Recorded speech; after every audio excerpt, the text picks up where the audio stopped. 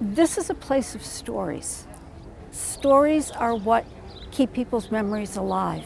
And for me, that's what a cemetery is all about. The people and their stories. That's why the Holocaust Monument is so important to me.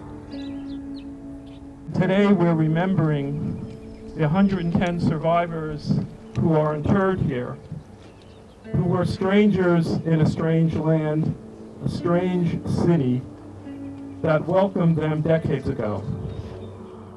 There was no knowledge really by anyone on the board of the Friends of Mount Hope that there were Holocaust survivors. And so our first just stab at cross-referencing burial records from the cemetery with a list of survivors that we had gave us 40 names to start. And we thought, oh, probably there'll be 60.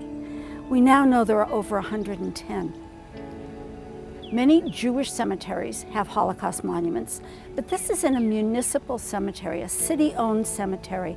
There are people of every religion, every nationality, rich people, poor people. It is not private.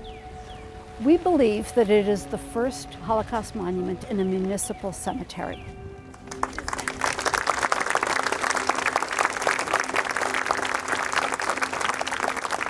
I often tell students, they might think I'm a little bit morbid, but if you want to know something about a community, walk through the cemeteries of the community. Walk through see who's buried here, see how people are honored or not honored.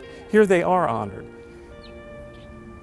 When I learned of how many Holocaust survivors are in fact buried here, it just became so important to make sure that we as a city, not just the community around, not just the Jewish community, we as a city celebrated and honored it.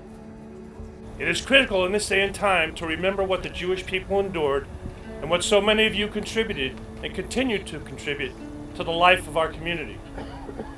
You will always be part of Rochester, you will always have our support, and your history is our history.